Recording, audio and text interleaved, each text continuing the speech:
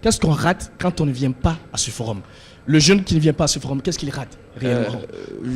Et le jeune qui ne vient pas, il va rater une grande opportunité parce qu'il y a vraiment toutes les ressources humaines, les ressources financières à travers les structures d'appui. J'insiste sur ça parce que c'est des structures qui sont là, notamment le fonds de garantie du secteur privé, il y a le fonds auto-renouvelable qui est là, il y a le programme du ProSège qui est là aussi, qui accompagne les jeunes, il y a le FIER, le fonds des investissements des équipements agricoles. Donc tout ça, c'est des programmes d'appui qui sont là, qui sont faits pour ces jeunes-là. Malgré qu'au niveau d'autres départements sectoriels, les ressources qui sont allouées sont dispersées.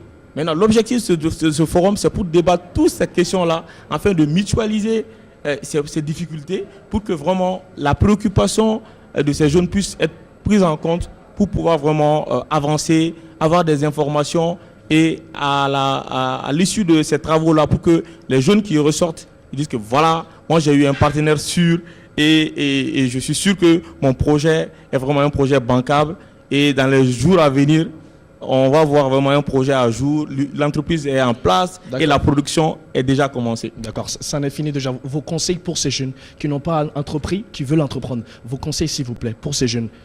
Les conseils que je peux leur donner, c'est surtout rapidement de venir vers les structures qui peuvent les informer, notamment au niveau de l'Agence pour la promotion de l'investissement.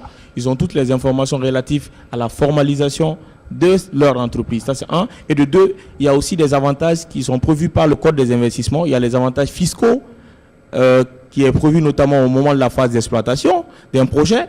Et il y a des avantages douaniers aussi qui sont prévus à travers l'acquisition des équipements de production. Ils sont exonérés au niveau du cordon douanier à travers le dispositif du Code des investissements. Donc ça, c'est des informations qui sont très importantes. Et on a un guichet unique qui reçoit les porteurs de projets, ces investisseurs, ces jeunes Maliens qui seront des champions de demain. Donc il faut qu'ils viennent s'informer au niveau du guichet unique, au niveau de l'API Mali, pour qu'ils puissent avoir toutes les informations.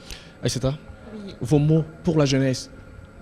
Mes mots pour la jeunesse, ceux qui n'ont pas eu l'opportunité de venir à ces forums, c'est très simple, il faut benchmarker les sites, il faut regarder le programme, il faut aller suivre sur LinkedIn ou sur d'autres réseaux tous les participants qui étaient ici pour les approcher en fait. C'est une belle méthode d'approcher une personne.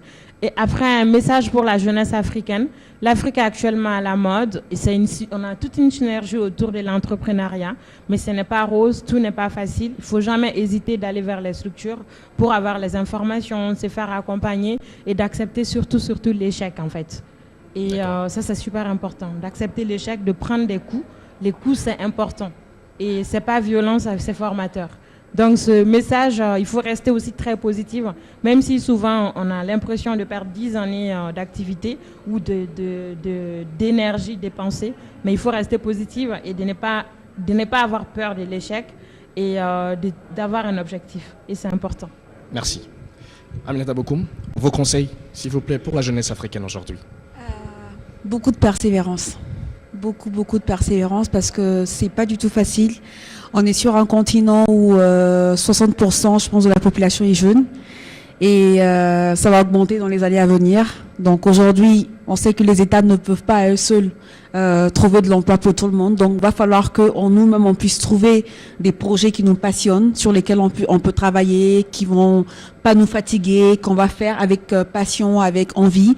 Et pour ça, il faut de la persévérance parce que c'est pas... On aura plusieurs fois des portes fermées devant nous, plusieurs fois des échecs, comme l'a dit Aïssata. Donc, il faut pouvoir rebondir à chaque fois. On peut se reposer, mais il ne faut jamais abandonner. Il faut se battre pour aller pour vraiment obtenir ce qu'on veut. Il faut se battre. C'est le mot de la fin. Merci à toute l'équipe d'Africable Télévision pour la réalisation de ce numéro. Mais une dernière question pour vous, Monsieur Boiré. Ce forum, ce sera la dernière édition? Non. Dernière. Donc, je pense que ce forum sera continuel et surtout pour l'image du Mali. Merci. Vous pouvez continuer à nous suivre sur notre page officielle sur Facebook, Agoraji Africable Télévision ou encore sur Twitter avec le hashtag Agoraji. Bon week-end, à très bientôt sur la panafricaine.